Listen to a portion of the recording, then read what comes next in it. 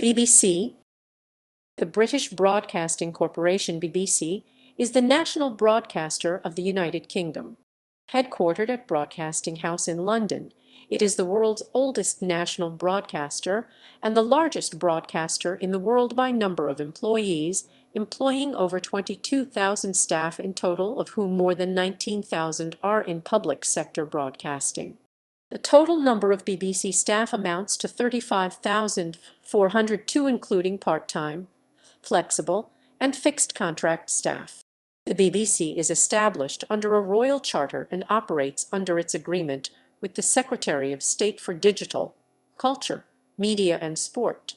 Its work is funded principally by an annual television license fee which is charged to all British households, companies and organizations using any type of equipment to receive or record live television broadcasts, and iPlayer catch-up. The fee is set by the British government, agreed by Parliament, and is used to fund the BBC Radio, TV, and online services covering the nations and regions of the UK. Since 1 April 2014, it has also funded the BBC World Service, launched in 1932 as the BBC Empire Service, which broadcasts in 28 languages and provides comprehensive TV, radio, and online services in Arabic and Persian. Around a quarter of BBC revenue comes from its commercial subsidiary BBC Studios, formerly BBC Worldwide, which sells BBC programs and services internationally and also distributes the BBC International 24-hour English language news services BBC World News, and from BBC Com, provided by BBC Global News Ltd. In 2009, the company was awarded the Queen's Award for Enterprise in recognition of its international achievements. From its inception through the Second World War, where its broadcasts helped to unite the nation, to the popularisation of television in the post-World War II era and the Internet in the late 20th and early 21st centuries, the BBC has played a prominent role in British life and culture. It is also known colloquially as the Beeb, Auntie, or a combination of both as Auntie Beeb. History. The birth of British broadcasting, 1920 to 1922. Britain's first live public broadcast was made from the factory of Marconi's Wireless Telegraph Company in Chelmsford in June 1920. It was sponsored by the Daily Mail's Lord Northcliffe and featured the famous Australian soprano Dame Nellie Melba. The Melba broadcast caught the people's imagination and marked a turning point in the British public's attitude to radio. However, this public enthusiasm was not shared in official circles where such broadcasts were held to interfere with important military and civil communications. By late 1920, pressure from these quarters and uneasiness among the staff of the licensing authority, the General Post Office (GPO), was sufficient to lead to a ban on further Chelmsford broadcasts. But by 1922, the GPO had received nearly 100 broadcast license requests and moved to rescind its ban in the wake of a petition by 63 wireless societies with over 3,000 members. Anxious to avoid the same chaotic expansion experienced in the United States, the GPO proposed that it would issue a single broadcasting license to a company jointly owned by a consortium of leading wireless receiver manufacturers, to be known as the British Broadcasting Company Limited. John Reith, a Scottish Calvinist, was appointed its general manager in December 1922, a few weeks after the company made its first official broadcast. L. Stanton Jeffries was its first director of music. The company was to be financed by a royalty on the sale of BBC wireless receiving sets from approved domestic manufacturers. To this day, the BBC aims to follow the Reithian directive to inform, educate, and entertain. From private company towards public service corporation, 1923 to 1926, the financial arrangements soon proved inadequate. Set sales were disappointing as amateurs made their own receivers and listeners bought rival unlicensed sets. By mid-1923, discussions between the GPO and the BBC had become deadlocked, and the Postmaster General commissioned a review of broadcasting by the Sykes Committee. The committee recommended a short-term reorganization of license fees with improved enforcement in order to address the BBC immediate financial distress, and an increased share of the license revenue split between it and the GPO. This was to be followed by a simple 10 shillings license fee with no royalty once the wireless manufacturer's protection expired. The BBC broadcasting monopoly was made explicit for the duration of its current broadcast license, as was the prohibition on advertising. The BBC was also banned from presenting news bulletins before 1900 and was required to source all news from external wire services. Mid-Minus 1925 found the future of broadcasting under further consideration, this time by the Crawford Committee. By now, the BBC, under Reith's leadership, had forged a consensus favoring a continuation of the unified monopoly broadcasting service, but more money was still required to finance rapid expansion. Wireless manufacturers were anxious to exit the loss-making consortium, with Reith keen that the BBC be seen as a public service rather than a commercial enterprise. The recommendations of the Crawford Committee were published in March the following year, and were still under consideration by the GPO when the 1926 general strike broke out in May. The strike temporarily interrupted newspaper production, and with restrictions on news bulletins waived, the BBC suddenly became the primary source of news for the duration of the crisis. The crisis placed the BBC in a delicate position. On the one hand, Reith was acutely aware that the government might exercise its right to commandeer the BBC at any time as a mouthpiece of the government if the BBC were to step out of line, but on the other he was anxious to maintain public trust by appearing to be acting independently.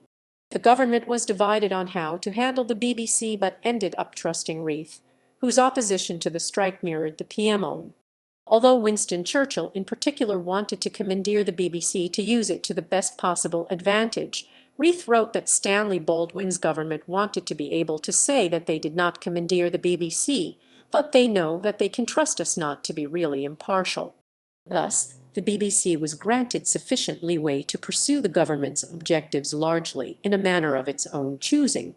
The resulting coverage of both striker and government viewpoints impressed millions of listeners who were unaware that the PM had broadcast to the nation from Reith's home, using one of Reith's sound bites inserted at the last moment, or that the BBC had banned broadcasts from the Labour Party and delayed a peace appeal by the Archbishop of Canterbury.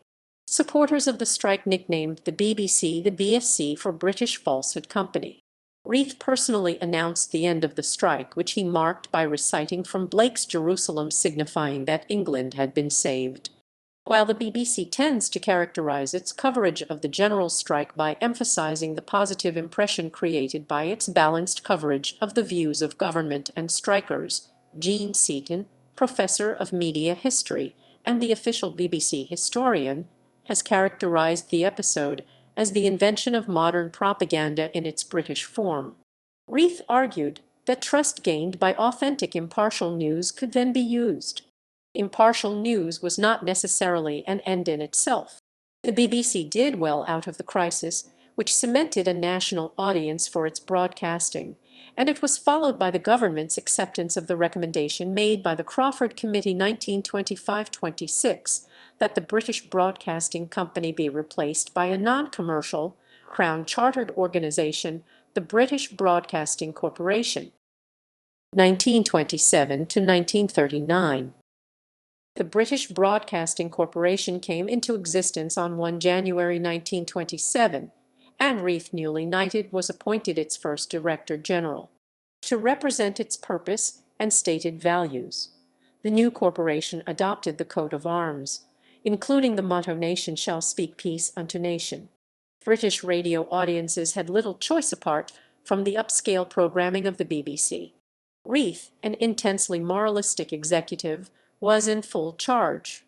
His goal was to broadcast all that is best in every department of human knowledge, endeavor, and achievement.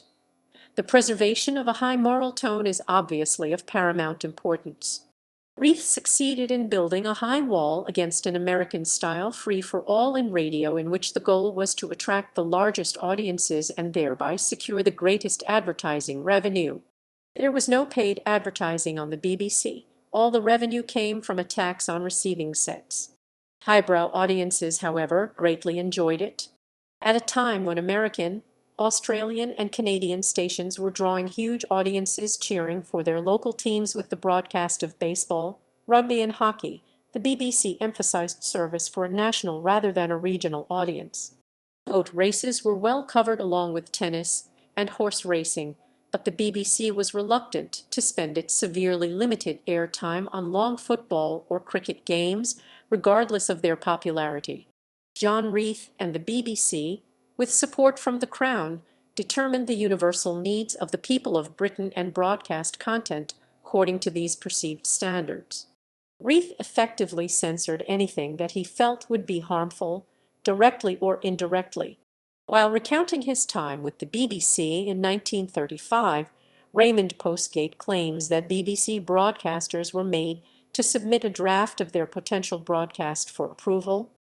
It was expected that they tailored their content to accommodate the modest, church-going elderly or a member of the clergy. Until 1928, entertainers broadcasting on the BBC, both singers and talkers, were expected to avoid biblical quotations, clerical impersonations, and references to drink or prohibition in America, vulgar and doubtful matter, and political allusions. The BBC excluded popular foreign music and musicians from its broadcasts while promoting British alternatives.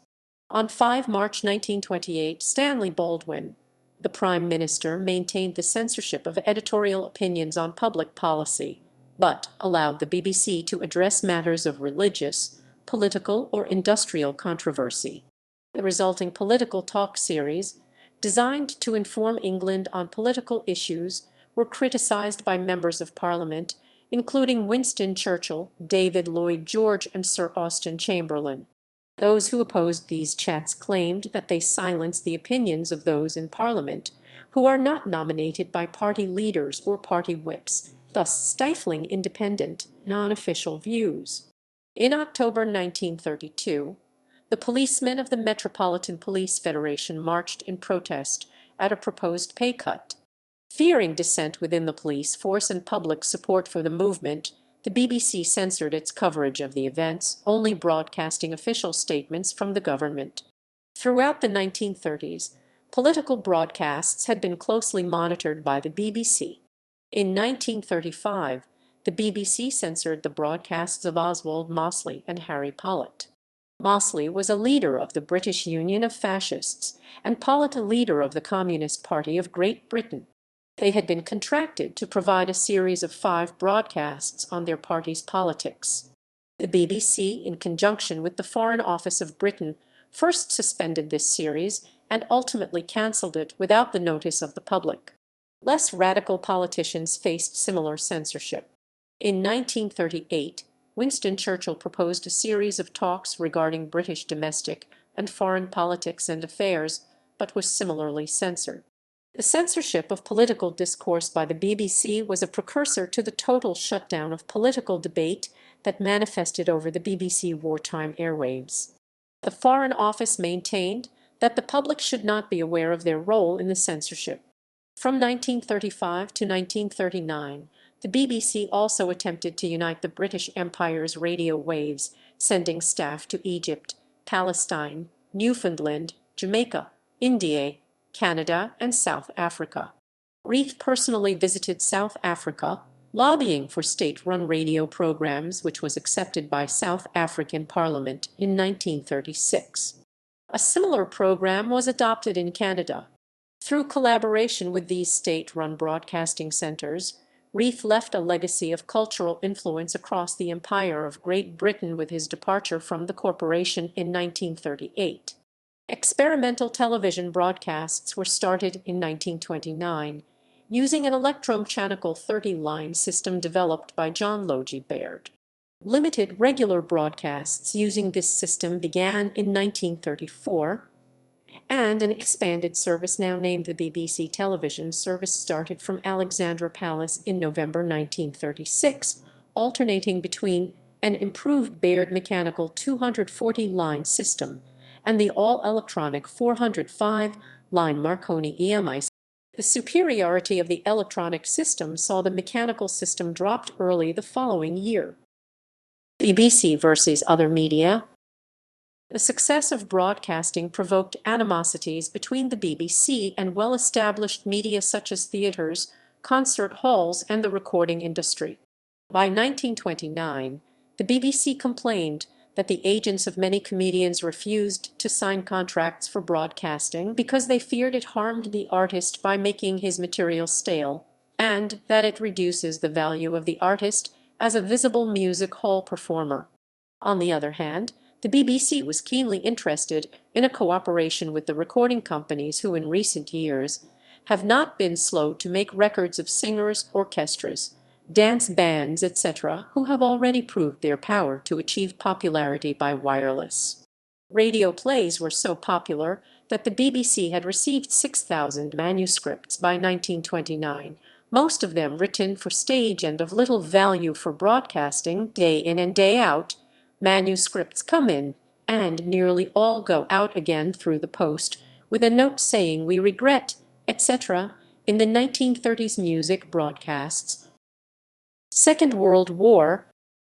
Television broadcasting was suspended from 1 September 1939 to 7 June 1946 during the Second World War, and it was left to BBC radio broadcasters such as Reginald Fort to keep the nation's spirits up. The BBC moved most of its radio operations out of London, initially to Bristol, and then to Bedford.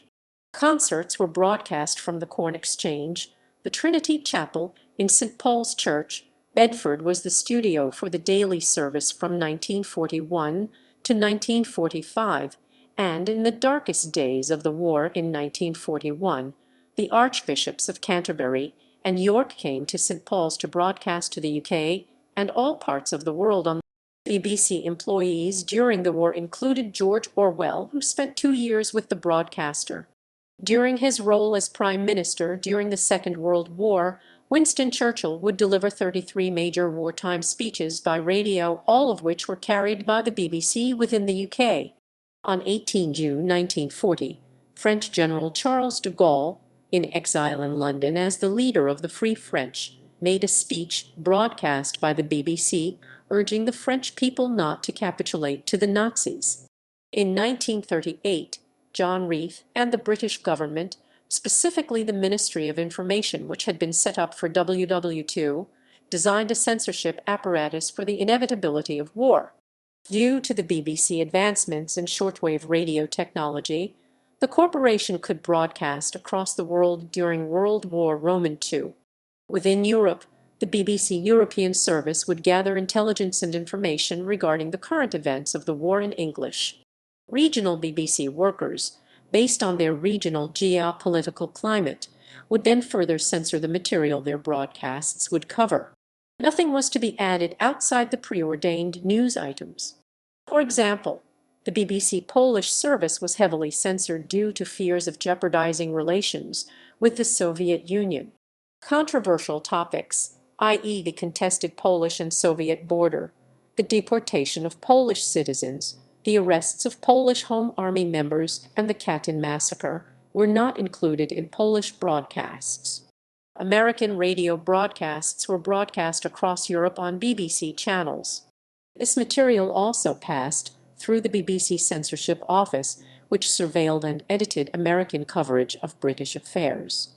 By 1940, across all BBC broadcasts, music by composers from enemy nations was censored. In total, 99 German, 38 Austrian, and 38 Italian composers were censored. The BBC argued that, like the Italian or German languages, listeners would be irritated by the inclusion of enemy composers. Any potential broadcasters said to have pacifist, communist, or fascist ideologies were not allowed on the BBC airwaves. Later 20th century. There was a widely reported urban myth that, upon resumption of the BBC television service after the war, announcer Leslie Mitchell started by saying, "As I was saying before, we were so rudely interrupted. Interrupted, interrupted, interrupted, interrupted, interrupted, interrupted, interrupted, interrupted, In fact, the first person to appear when transmission resumed was Jasmine Blake, and the words said were, "Good afternoon, everybody, how are you? Do you remember me, Jasmine Blake?" The European Broadcasting Union was formed on 12 February 1950 in Turkey, with the BBC among the 23 founding broadcasting organizations. Competition to the BBC was introduced in 1955 with the commercial and independently operated television network of ITV. However, the BBC monopoly on radio services would persist until 8 October 1973, when, under the control of the newly renamed Independent Broadcasting Authority (IBA), the UK's first independent local radio station, LBC, came on air in the London area. As a result of the Pilkington Committee report of 1962, in which the BBC was praised for the quality and range of its output, and ITV was very heavily criticised for not providing enough quality programming, the decision was taken to award the BBC a second television channel, BBC Two, in 1964, renaming the existing service BBC. BBC Two used the higher resolution 625-line standard, which had been standardized across Europe. BBC Two was broadcast in color from 1 July 1967 and was joined by BBC and ITV on 15 November 1969. The 405-line VHF transmissions of BBC and ITV were continued for compatibility with older television receivers until 1985. Starting in 1964, a series of pirate radio stations, starting with Radio Caroline, came on the air and forced the British government finally to regulate radio services to permit nationally based advertising-financed services. In response, the BBC reorganized and renamed their radio channels. On 30 September 1967, the Light program was split into Radio 1 offering continuous popular music and Radio 2 more easy listening. The third program became Radio 3 offering classical music and cultural programming. The home service became Radio 4 offering news and non-musical content such as quiz shows, readings, dramas, and plays.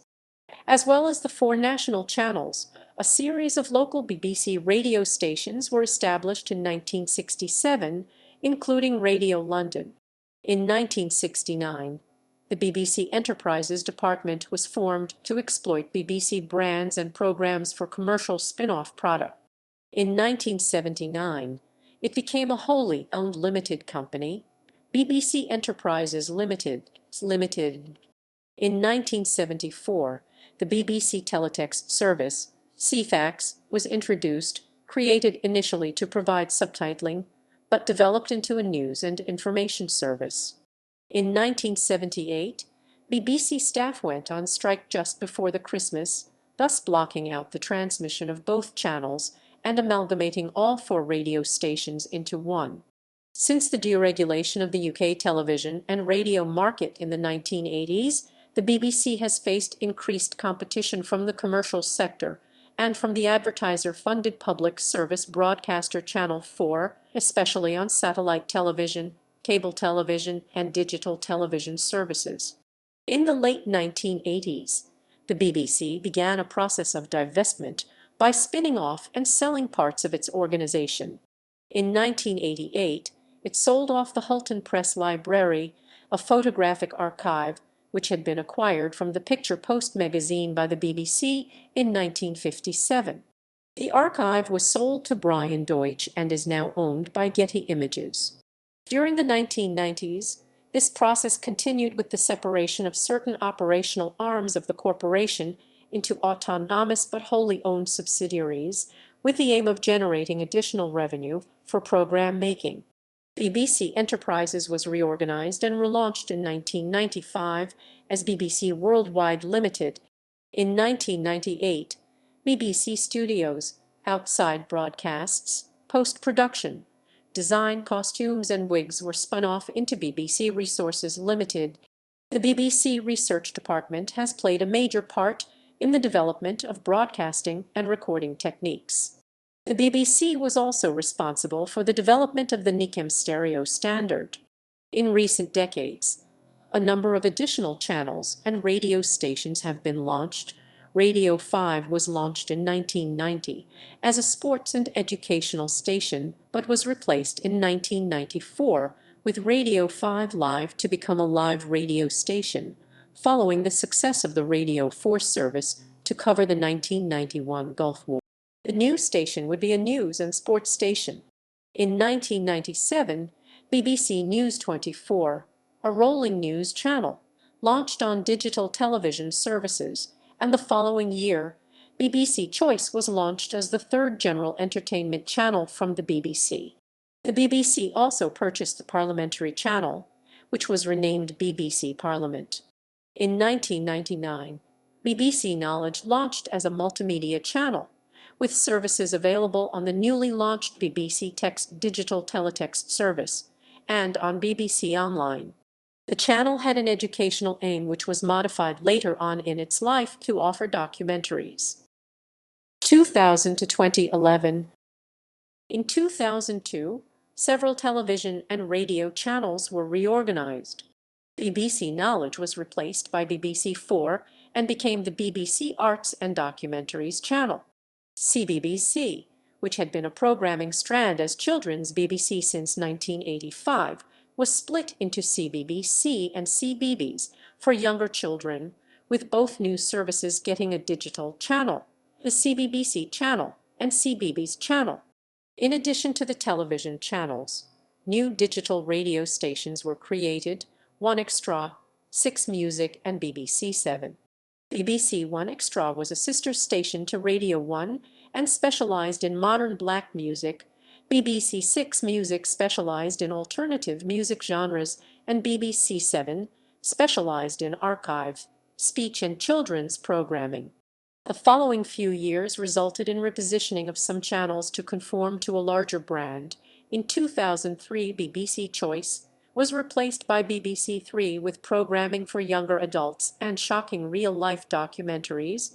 BBC News 24 became the BBC News channel in 2008, and BBC Radio 7 became BBC. In 2008, another channel was launched, BBC Alba, a Scottish Gaelic service. During this decade, the corporation began to sell off a number of its operational divisions to private owners. BBC Broadcast was spun off as a separate company in 2002, and in 2005, it was sold off to Australian-based Macquarie Capital Alliance Group and Macquarie Bank Limited and rebranded Red Bee Media. The BBC's IT, telephony, and broadcast technology were brought together as BBC Technology Limited in 2001, and the division was later sold to the German company Siemens IT Solutions and Services SIS. SIS was subsequently acquired from Siemens by the French company Atos. Further divestments included BBC Books sold to Random House in 2006, BBC Outside Broadcasts Limited sold in 2008 to Satellite Information Services, Costumes and Wigs stock sold in 2008 to Angels the Costumiers, and BBC Magazines sold to Immediate Media Company in 2011. After the sales of OB and Costumes, the remainder of BBC Resources was reorganized as BBC Studios and Post-Production, which continues today as a wholly owned subsidiary of the BBC. The 2004 Hutton inquiry and the subsequent report raised questions about the BBC journalistic standards and its impartiality. This led to resignations of senior management members at the time, including the then Director General, Greg Dyke. In January 2007, the BBC released minutes of the board meeting which led to Greg Dyke's resignation. Unlike the other departments of the BBC World Service was funded by the Foreign and Commonwealth Office. The Foreign and Commonwealth Office, more commonly known as the Foreign Office or the FCO, is the British government department responsible for promoting the interests of the United Kingdom abroad. In 2006, BBC HD launched as an experimental service and became official in December 2007. The channel broadcast HD simulcasts of programs on BBC One, BBC Two, BBC Three, and BBC Four, as well as repeats of some older programs in HD. In 2010, an HD simulcast of BBC One launched, BBC One HD. The channel uses HD versions of BBC One's schedule and uses upscaled versions of programs not currently produced in HD. The BBC HD channel closed in March 2013 and was replaced by BBC Two HD in the same month. On 18 October 2007, BBC Director General Mark Thompson announced a controversial plan to make major cuts and reduce the size of the BBC as an organization. The plans included a reduction in posts of 2,500, including 1,800 redundancies, consolidating news operations, reducing programming output by 10%, and selling off the flagship television centre building in London. These plans have been fiercely opposed by unions who have threatened a series of strikes, however.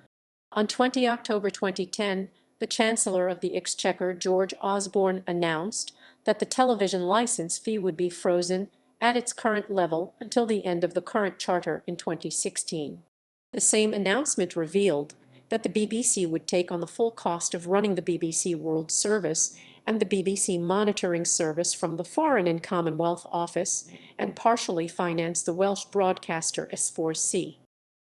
2011 to present.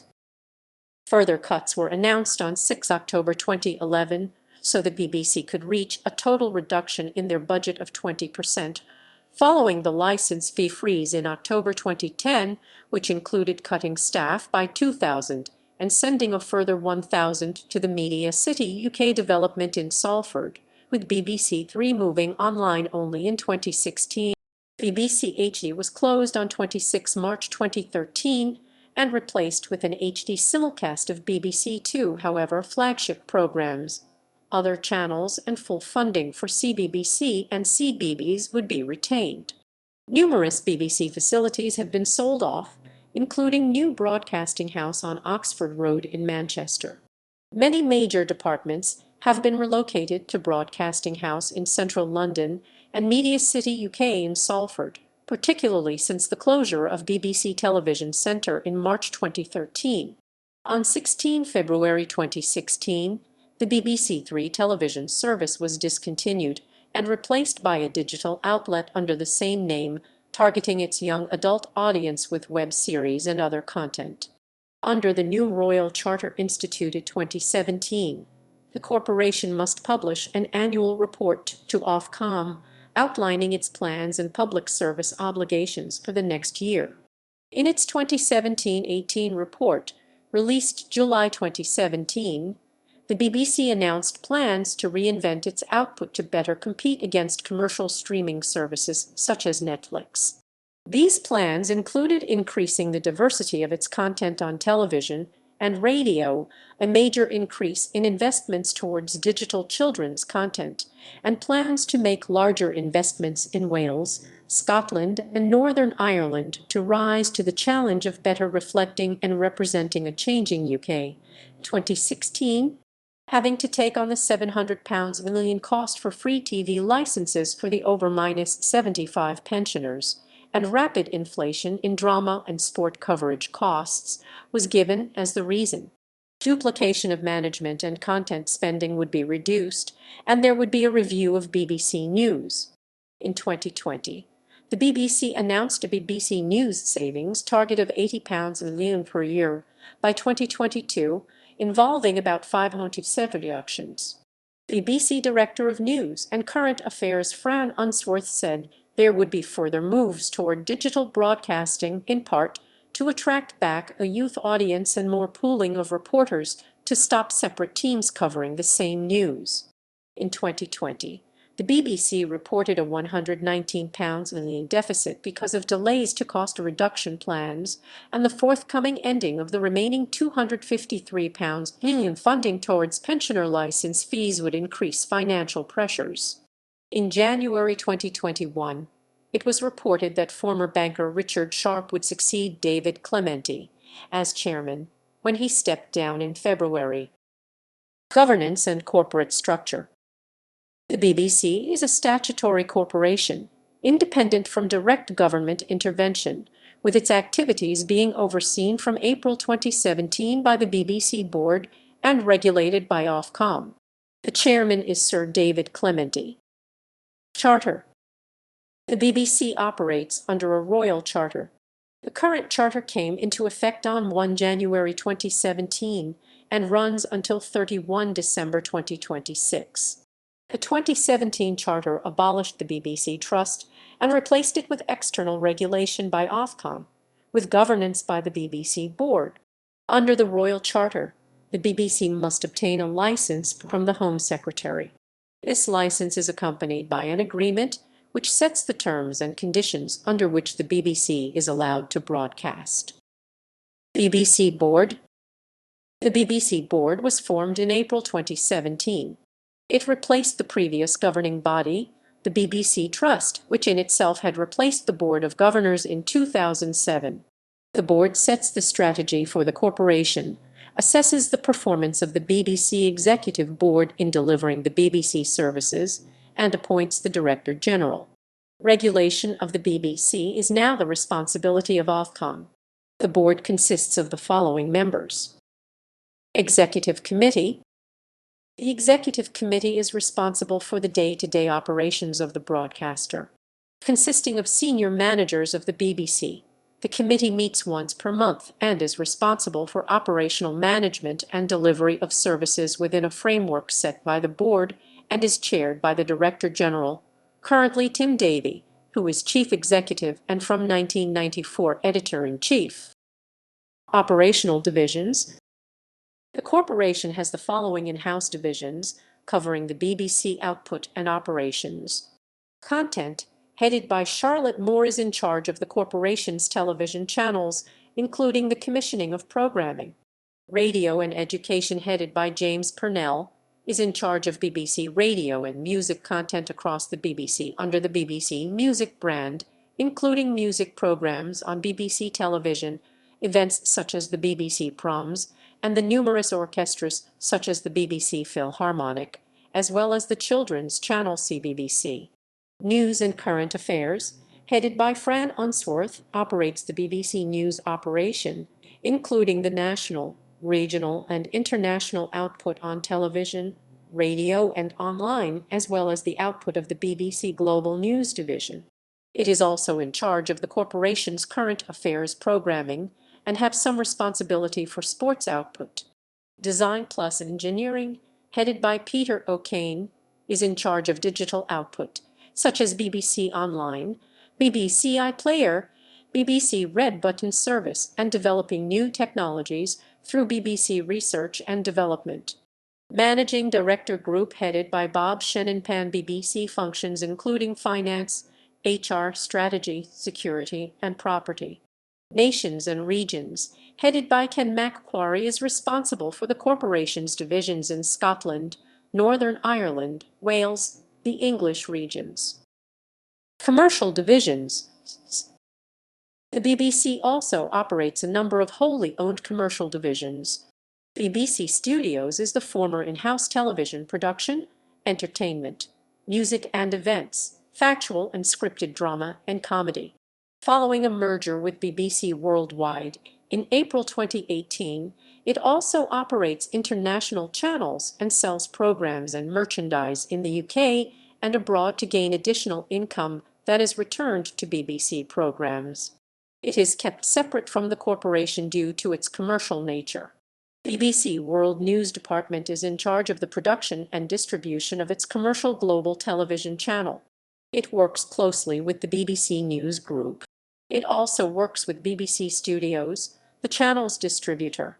BBC Studio Works is also separate and officially owns and operates some of the BBC Studio facilities, such as the BBC Elstree Centre, leasing them out to productions from within and outside of the corporation.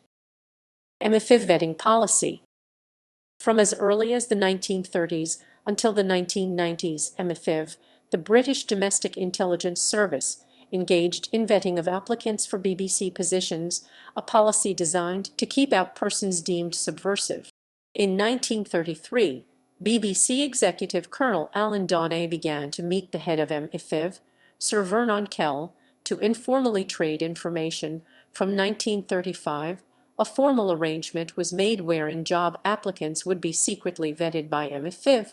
The BBC took up a policy of denying any suggestion of such a relationship by the press. The existence of MFIV itself was not officially acknowledged until the Security Service Act 1989. This relationship garnered wider public attention after an article by David Lee and Paul Lashmer appeared in The Observer in August 1985, revealing that MFIV had been vetting appointments, running operations out of Room 105 in Broadcasting House. At the time of the expose, the operation was being run by Ronnie Stonham. A memo from 1984 revealed that blacklisted organizations included the far-left Communist Party of Great Britain, the Socialist Workers' Party, the Workers' Revolutionary Party and the Militant Tendency, as well as the far-right National Front and the British National Party. An association with one of these groups could result in a denial of a job application. In October 1985, the BBC announced that it would stop the vetting process, except for a few people in top roles, as well as those in charge of wartime broadcasting service, emergency broadcasting in event of a nuclear war, and staff in the BBC World Service. In 1990, following the Security Service Act 1989, vetting was further restricted to only those responsible for wartime broadcasting and those with access to secret government information. Michael Hodder, who succeeded Stonham, had the MFIV vetting files sent to the BBC Information and Archives in Reading, Berkshire. Finances.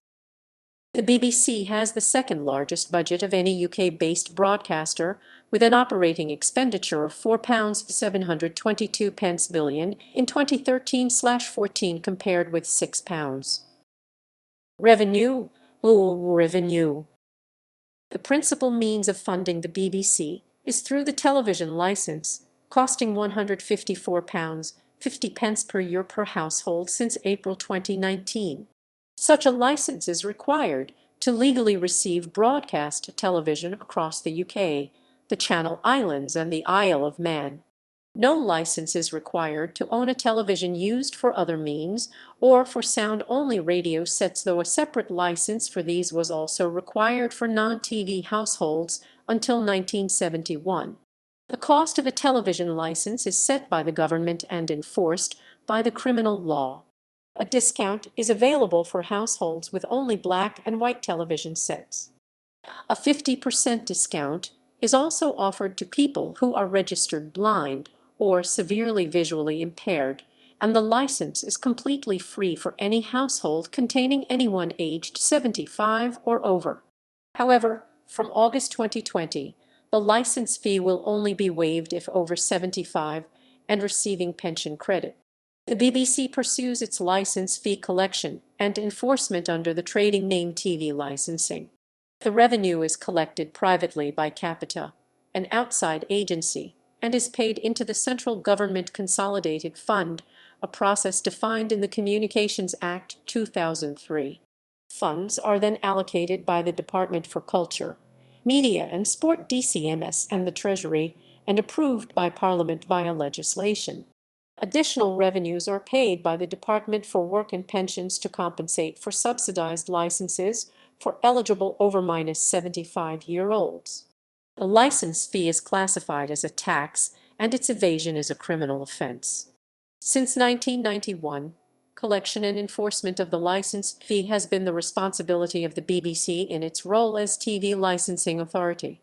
The BBC carries out surveillance mostly using subcontractors on properties under the auspices of the Regulation of Investigatory Powers Act 2000 and may conduct searches of a property using a search warrant. According to TV licensing, 216,900 people in the UK were caught watching TV without a license in 2018/19. License fee evasion makes up around 1/10 of all cases prosecuted in magistrates' courts, representing 0.3% of court time. Income from commercial enterprises and from overseas sales of its catalogue of programs has substantially increased over recent years, with BBC Worldwide contributing some £243 million to the BBC core public service business. According to the BBC 2018/19 annual report, its total income was £4.88 billion for £489 million, a decrease from £5,062 million in 2017/18, partly owing to a 3.7% phased reduction in government funding for free, which can be broken down as follows: £3.690 billion in license fees collected from householders, £1 199 billion from the BBC commercial businesses and government grants, some of which will cease in 2020. The license fee has, however, attracted criticism. It has been argued that in an age of multi-stream, multi-channel availability, an obligation to pay a license fee is no longer appropriate. The BBC use of private sector company Capita Group to send letters to premises not paying the license fee has been criticized, especially as there have been cases where such letters have been sent to premises which are up to date with their payments or do not require a TV license. The BBC uses advertising campaigns to inform customers of the requirement to pay the license fee. Past campaigns have been criticized by Conservative MP Boris Johnson and former MP Anne Widdecombe for having a threatening nature and language used to scare evaders into paying. Audio clips and television broadcasts are used to inform listeners of the BBC Comprehensive Database. There are a number of pressure groups campaigning on the issue of the license fee. The majority of the BBC commercial output comes from its commercial arm BBC Worldwide, who sell programs abroad and exploit key brands for merchandise. Of their 2012/13 sales, 27% were centered on the 5 key super brands of Doctor Who, Top Gear, Strictly Come Dancing, known as Dancing with the Stars internationally, the BBC Archive of Natural History programming collected under the umbrella of BBC Earth, and the now sold travel guide brand Lonely Planet. Expenditure. The following expenditure figures are from 2012/13 and show the expenditure of each service they are obliged to provide. A significantly large portion of the BBC income is spent on the corporation's television and radio services, with each service having a different budget based upon their content. Headquarters and regional offices. Broadcasting House in Portland Place, London, is the official headquarters of the BBC. It is home to 6 of the 10 BBC national radio networks: BBC Radio 1, BBC Radio 1 Extra, BBC Asian Network, BBC Radio 3, BBC Radio 4, and BBC Radio 4 Extra. It is also the home of BBC News, which relocated to the building from BBC Television Centre in 2013. On the front of the building are statues of Prospero and Ariel, characters from William Shakespeare's play The Tempest, sculpted by Eric Gill. Renovation of Broadcasting House began in 2002 and was completed in 2012. Until it closed at the end of March 2013, BBC Television was based at BBC Television Centre, a purpose-built television facility and the second built in the country, located in White City, London. This facility has been host to a number of famous guests and programs through the years, and its name and image is familiar with many British citizens. Nearby, the BBC White City complex contains numerous program offices housed in Centre House, the Media Centre and Broadcast Centre. It is in this area around Shepherd's Bush that the majority of BBC employees work. As part of a major reorganisation of BBC property, the entire BBC News operation relocated from the News Centre at BBC Television Centre to the refurbished Broadcasting House to create what is being described as one of the world's largest live broadcast centres. The BBC News Channel and BBC World News relocated to the premises in early 2013. Broadcasting House is now also home to most of the BBC national radio stations and the BBC World Service. The major part of this plan involved the demolition of the 2 post-war extensions to the building and construction of an extension designed by Sir Richard McCormack of MJP Architects. This move concentrated the BBC London operations, allowing them to sell Television Centre.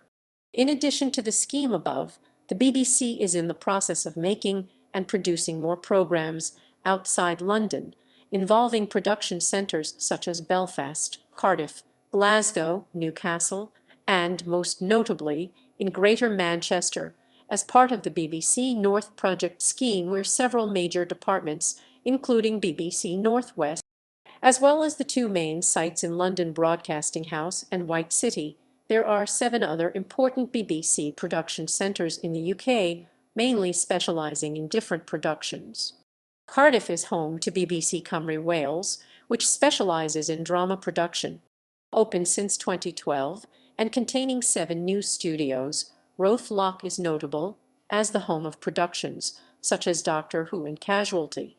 Broadcasting House Belfast, home to BBC Northern Ireland, specialises in original drama and comedy, and has taken part in many co-productions with independent companies and notably with RT in the Republic of Ireland. BBC Scotland, based in Pacific Quay, Glasgow, is a large producer of programmes for the network, including several quiz shows. In England, the larger regions also produce some programming. Previously, the largest hub of BBC programming from the regions is BBC Northwest. At present, they produce all religious and ethical programs on the BBC, as well as other programs such as A Question of Sport. However, this is to be merged and expanded under the BBC North project, which involved the region moving from New Broadcasting House, Manchester, to Media City, UK. BBC Midlands, based at the Mailbox in Birmingham, also produces drama and contains the headquarters for the English regions and the BBC daytime output. Other production centres include Broadcasting House Bristol, home of BBC West and famously the BBC Natural History Unit, and to a lesser extent, Quarry Hill in Leeds, home of BBC Yorkshire. There are also many smaller local and regional studios throughout the UK operating the BBC regional television services and the BBC local radio stations. The BBC also operates several news gathering centres in various locations around the world, which provide news coverage of that region to the national and international news operations. Technology, auto service.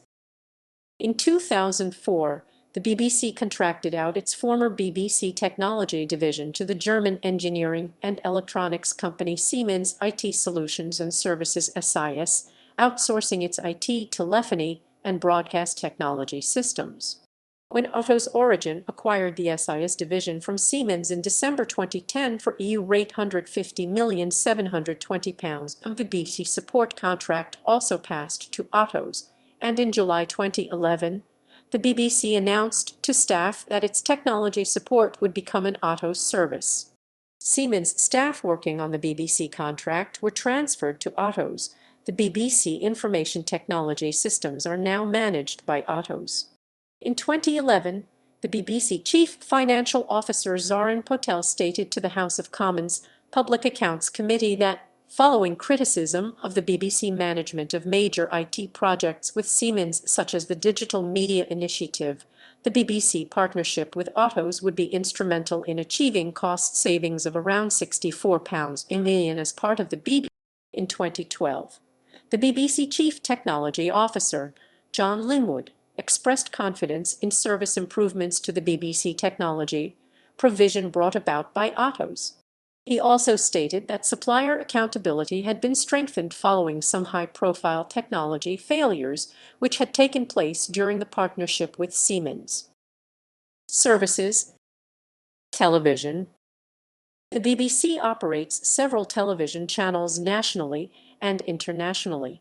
BBC One and BBC Two are the flagship television channels. Others include cultural and documentary channel BBC Four, news channels BBC News and the BBC World News, parliamentary channel BBC Parliament, and 2 children's channels, CBBC and CBeebies. Digital television is now entrenched in the UK with analog transmission completely phased out as of December 2012. It also operates the internet television service BBC Three, which ceased broadcasting as a linear television channel in February 2016. BBC One is a regionalized TV service which provides opt-outs throughout the day for local news and other local programming. These variations are more pronounced in the BBC nations, i.e. Northern Ireland, Scotland and Wales, where the presentation is mostly carried out locally on BBC One and Two, and where program schedules can vary greatly from that of the network. BBC Two variations exist in the nations, however. English regions today rarely have the option to opt out, as regional programming now only exists on BBC One. In 2019, the Scottish variation of BBC Two ceased operation and was replaced with the networked version in favor of the BBC Scotland channel. BBC Two was also the first channel to be transmitted on 625 lines in 1964, then carry a small-scale regular colour service from 1967. BBC One would follow in November 1969. A new Scottish Gaelic television channel, BBC Alba, was launched in September 2008.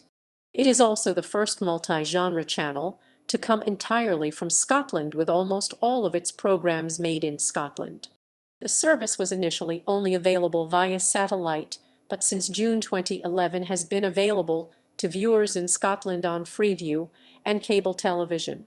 The BBC currently operates HD simulcasts of all its nationwide channels, with the exception of BBC Parliament. Until 26 March 2013, a separate channel called BBC HD was available in place of BBC Two HD. It launched on 15 May 2006, following a 12-month trial of the broadcasts. It became a proper channel in 2007 and screened HD programs as simulcasts of the main network, or as repeats. The corporation has been producing programs in the format for many years and stated that it hoped to produce 100% of new programs in HDTV by 2010.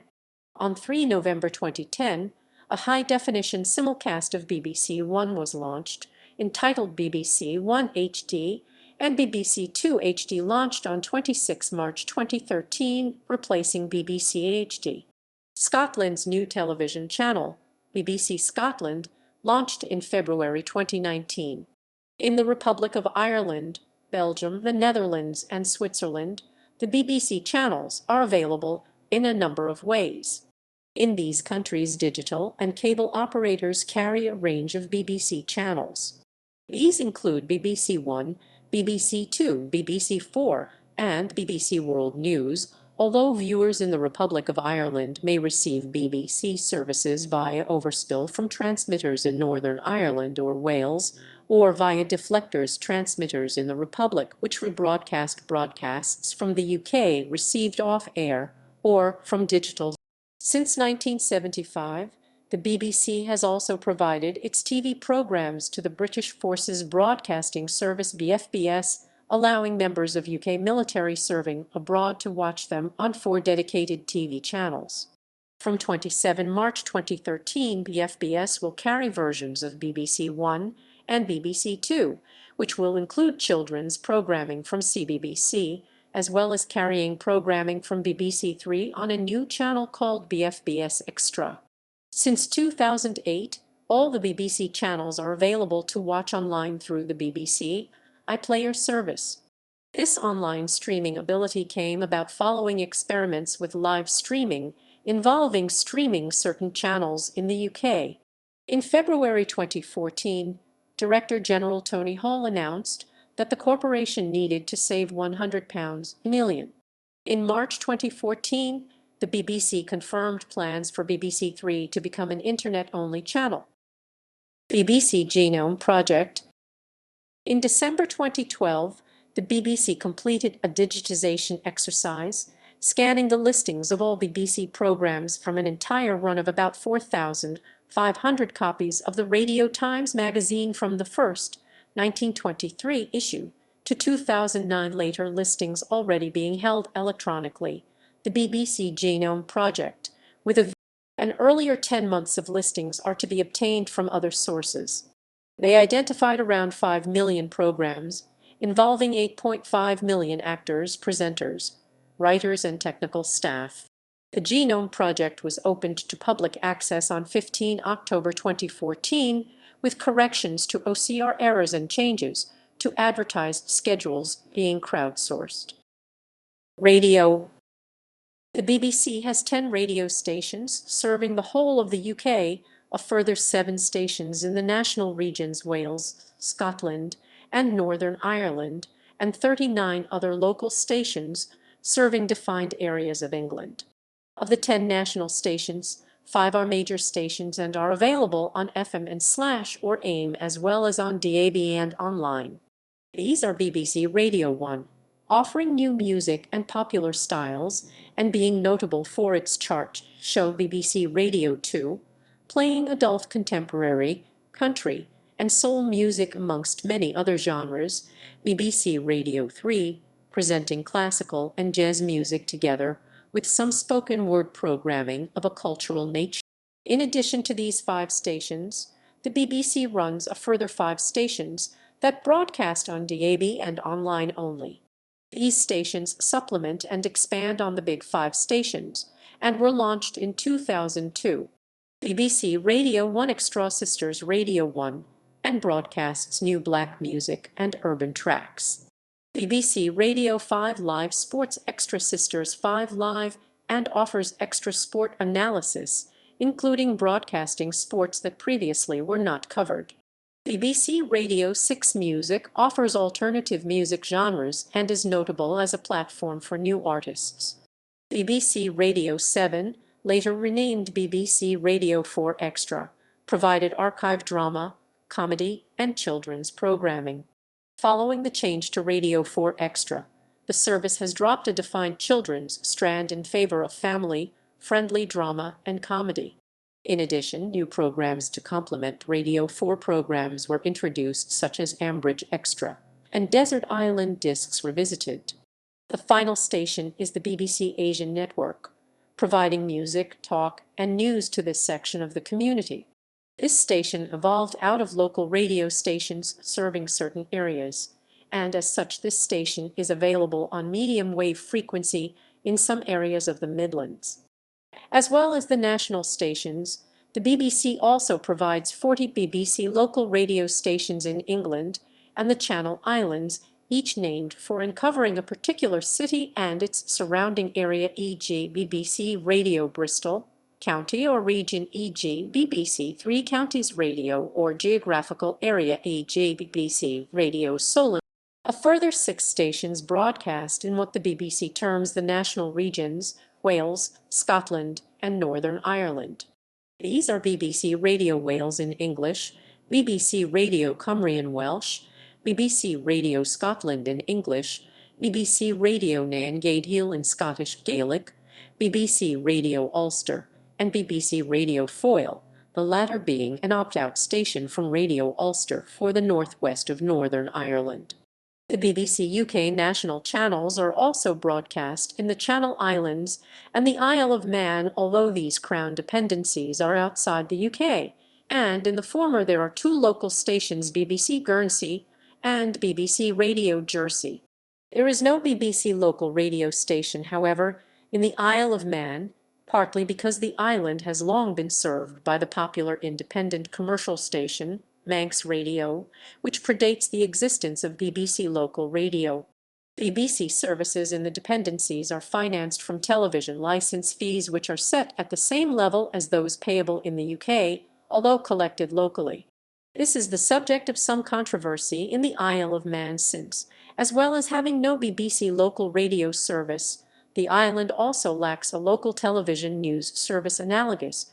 For a worldwide audience, the BBC World Service provides news, current affairs, and information in 28 languages, including English, around the world, and is available in over 150 capital cities.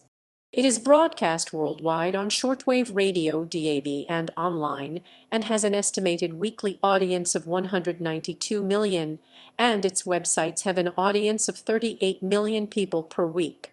Since 2005, it is also available on DAB in the UK, a step not taken before due to the way it is funded.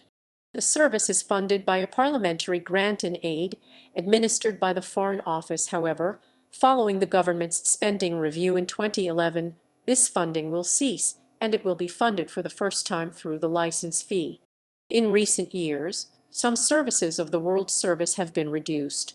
The Thai service ended in 2006, as did the Eastern European languages, with resources diverted instead into the new BBC Arabic television. Historically, the BBC was the only legal radio broadcaster based in the UK mainland until 1967, when University Radio York URY, then under the name Radio York, was launched as the first, and now oldest, legal independent radio station in the country. However, the BBC did not enjoy a complete monopoly before this, as several continental stations, such as Radio Luxembourg, had broadcast programs in English to Britain since the 1930s, and the Isle of Man-based Manx Radio began in 1964. Today, despite the advent of commercial radio, BBC radio stations remain among the most listened to in the country, with Radio 2 having the largest audience share, up to 16.8% in 2011-12, and Radios 1 and 4 ranked second and third in terms of weekly reach. BBC programming is also available to other services and in other countries. Since 1943, the BBC has provided radio programming to the British Forces Broadcasting Service, which broadcasts in countries where British troops are stationed. BBC Radio 1 is also carried in the United States and Canada on SiriusXM Radio online streaming only. The BBC is a patron of the Radio Academy. News. BBC News is the largest broadcast news gathering operation in the world, providing services to BBC domestic radio as well as television networks such as the BBC News, BBC Parliament, and BBC World News. In addition to this, news stories are available on the BBC Red Button service and BBC News Online. In addition to this, the BBC has been developing new ways to access BBC News, and as a result, has launched the service on BBC Mobile, making it accessible to mobile phones and PDA, as well as developing alerts by email, on digital television, and on computers through a desktop alert. Ratings figures suggest that during major incidents such as the 7 July 2005 London bombings or royal events, the UK audience overwhelmingly turns to the BBC coverage as opposed to its commercial rivals. On 7 July 2005, BBC News received some 1 billion total hits on the day of the event, including all images, text, and HTML, serving some 5.5 terabytes of data. At peak times during the day, there were 40,000 page requests per second for the BBC News website. The previous day's announcement of the 2012 Olympics being awarded to London caused a peak of around 5 Gbps. The previous all-time high at BBC Online was caused by the announcement of the Michael Jackson verdict, which used 7.2 Gbps. Internet. The BBC Online presence includes a comprehensive news website and archive. The BBC first official online service was the BBC Networking Club, which was launched on 11 May 1994. The service was subsequently relaunched as BBC Online in 1997, before being renamed BBCI, then BBC Company UK, before it was rebranded back as BBC Online.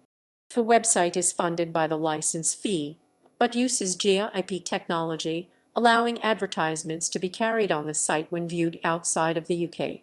The BBC claims the site to be Europe's most popular content-based site and states that 13.2 million people in the UK visit the site's more than 2 million pages each day. The center of the website is the home page, which features a modular layout. Users can choose which modules and which information is displayed on their home page, allowing the user to customize it. This system was first launched in December 2007, becoming permanent in February 2008, and has undergone a few aesthetical changes since then. The home page then has links to other microsites, such as BBC News Online, Sport, Weather, TV, and Radio. As part of the site, every program on BBC television or radio is given its own page, with bigger programs getting their own microsite, and as a result it is often common for viewers and listeners to be told website addresses URL for the program website. Another large part of the site also allows users to watch and listen to most television and radio output live and for 7 days after broadcast using the BBC iPlayer platform, which launched on 27 July 2007 and initially used peer-to-peer and DRM technology to deliver both radio and TV content of the last 7 days for offline use. Also, through participation in the Creative Archive License Group, BBC Company allowed legal downloads of selected archive material via the Internet. The BBC has often included learning as part of its online service, running services such as BBC Jam, Learning Zone class clips, and also runs services such as BBC WebWise and for BBC Jam was a free online service delivered through broadband and narrowband connections, providing high-quality interactive resources designed to stimulate learning at home and at school. Initial content was made available. In January 2006, however, BBC Jam was suspended on 20 March 2007 due to allegations made to the European Commission that it was damaging the interests of the commercial sector of the industry. In recent years, some major online companies and politicians have complained that BBC Online receives too much funding from the television license, meaning that other websites are unable to compete with the vast amount of advertising free online content available on BBC Online. Some have proposed that the amount of license fee money spent on BBC Online should be reduced, either being replaced with funding from advertisements or subscriptions, or a reduction in the amount of content available on the site. In response to this, the BBC carried out an investigation and has now set in motion a plan to change the way it provides its online services. BBC Online will now attempt to fill in gaps in the market and will guide users to other websites for currently existing market provision. For example, instead of providing local events information and timetables, users will be guided to outside websites already providing that information. Part of this plan included the BBC closing some of its websites and rediverting money to redevelop other parts. On 26 February 2010, The Times claimed that Mark Thompson, Director General of the BBC, proposed that the BBC web output should be cut by 50%, with online staff numbers and budgets reduced by 25% in a bid to scale back BBC operations and allow commercial rivals more room. On 2 March 2010, the BBC reported that it will cut its website spending by 25% and close BBC Six Music and Asian Network, as part of Mark Thompson's plans to make a smaller, fitter BBC for the digital age. Interactive television. BBC Red Button is the brand name for the BBC interactive digital television services, which are available through Freeview Digital Terrestrial, as well as Freesat, Sky Satellite, and Virgin Media Cable. Unlike CFAX, the service's analog counterpart, BBC Red Button is able to display full-color graphics, photographs, and video, as well as programs, and can be accessed from any BBC channel. The service carries news, weather, and sport 24 hours a day, but also provides extra features related to programs specific at that time. Examples include viewers to play along at home to game shows, to give voice and vote on opinions to issues, as used alongside programs such as Question Time. At some points in the year, when multiple sporting events occur, some coverage of less mainstream sports or games are frequently placed on the red button for viewers to watch. Frequently, other features are added unrelated to programs being broadcast at that time, such as the broadcast of the Doctor Who animated episode Dreamland in November 2009. Music. The BBC employs 5 staff orchestras, a professional choir, and supports 2 amateur choruses, based in BBC venues across the UK, the BBC Symphony Orchestra, the BBC Singers and BBC Symphony Chorus based in London, the BBC Scottish Symphony Orchestra in Glasgow, the BBC Philharmonic in Salford, BBC. It also buys a selected number of broadcasts from the Ulster Orchestra in Belfast and the BBC Big Band. The BBC proms have been produced by the BBC every year since 1927, stepping in to fund the popular classical music festival when music publishers Chappell and Co. withdrew their support. In 1930, the newly formed BBC Symphony Orchestra gave all 49 proms and have performed at every last night of the proms since then. Nowadays, the BBC orchestras and choirs are the backbone of the proms, giving around 40% of all performances each season. Many famous musicians of every genre have played at the BBC, such as the Beatles Live at the BBC is one of their many albums. The BBC is also responsible for the broadcast of Glastonbury Festival, Reading Festival, and United Kingdom coverage of the Eurovision Song Contest, a show with which the broadcaster has been associated for over 60 years. The BBC also operates the division of BBC Audiobooks, sometimes found in association with Chivers Audiobooks. The BBC operates other ventures in addition to their broadcasting arm. In addition to broadcasting output on television and radio, some programs are also displayed on the BBC Big screens located in several central city locations. The BBC and the Foreign and Commonwealth Office also jointly run BBC Monitoring, which monitors radio, television, the press, and the Internet worldwide. The BBC also developed several computers throughout the 1980s, most notably the BBC Micro, which ran alongside the corporation's educational aims and programming.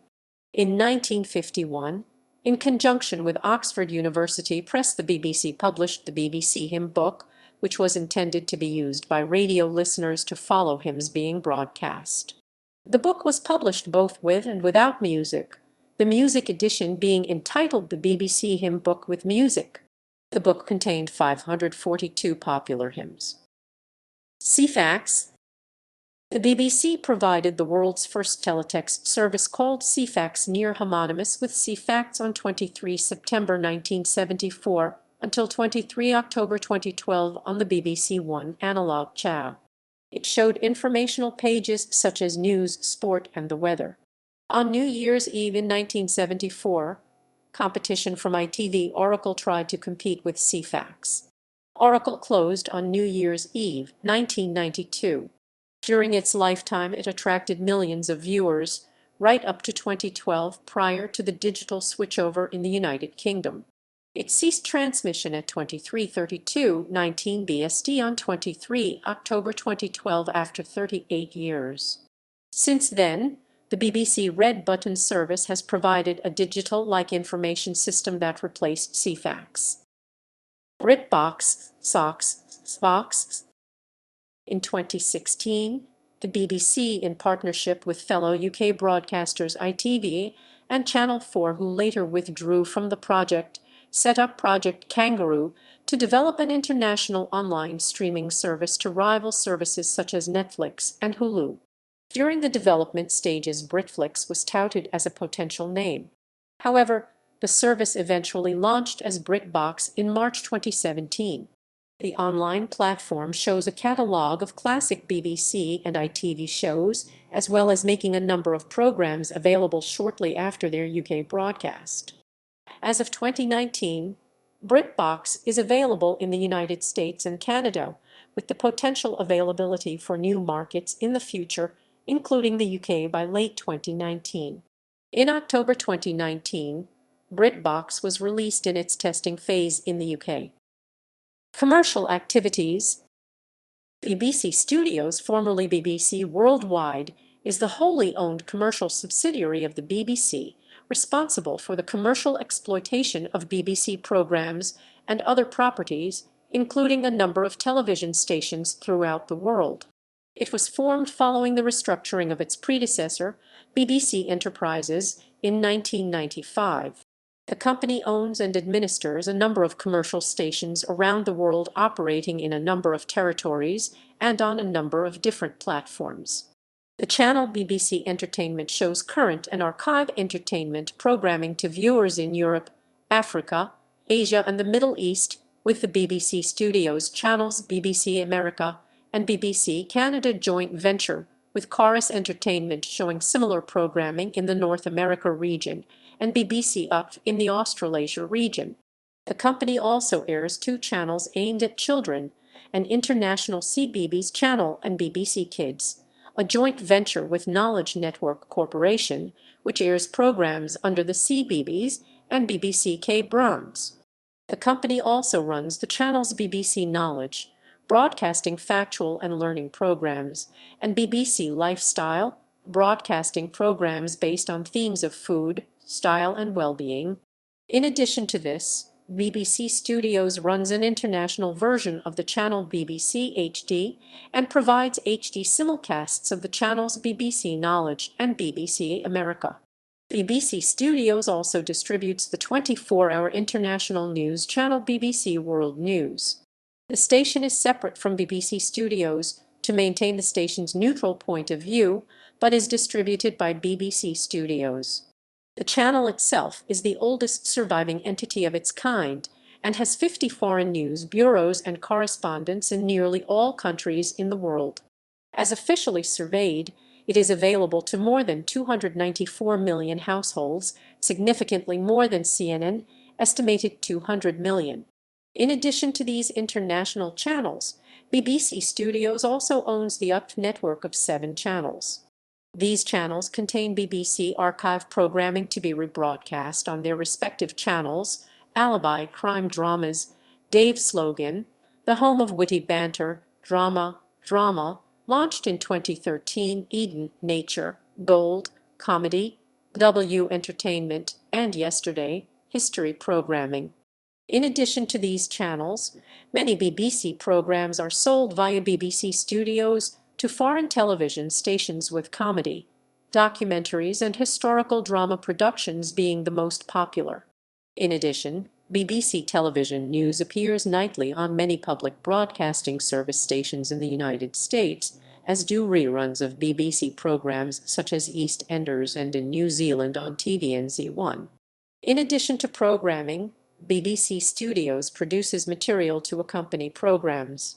The company maintained the publishing arm of the BBC, BBC Magazines, which published the Radio Times, as well as a number of magazines that support BBC programming such as BBC Top Gear, BBC Good Food, BBC Sky at Night, BBC History, BBC Wildlife, and BBC Music. BBC Magazines was sold to Exponent Private Equity in 2011, which merged it with Origin Publishing, previously owned by BBC Worldwide, between 2004 and 2006 to form Immediate Media Company. BBC Studios also publishes books to accompany programs such as Doctor Who under the BBC Books brand, a publishing imprint majority owned by Random House. Soundtrack albums, talking books, and sections of radio broadcasts are also sold under the brand BBC Records, with DVD also being sold and licensed in large quantities to consumers both in the UK and abroad under the 2Entertain brand. Archive programming and classical music recordings are sold under the brand BBC Legends. Cultural significance. Until the development, popularisation, and domination of television, radio was the broadcast medium upon which people in the United Kingdom relied. It reached into every home in the land and simultaneously united the nation, an important factor during the Second World War. The BBC introduced the world's first high-definition 405-line television service in 1936. It suspended its television service during the Second World War and until 1946, but remained the only television broadcaster in the UK. This heralded the transformation of television into a popular and dominant medium. Nevertheless, throughout the 1950s, radio still remained the dominant source of broadcast comedy. Further, the BBC was the only legal radio broadcaster until 1968, when URY obtained their first license. Despite the advent of commercial television and radio with competition from ITV Channel 4 and Sky, the BBC has remained one of the main elements in British popular culture through its obligation to produce TV and radio programs for mass audiences.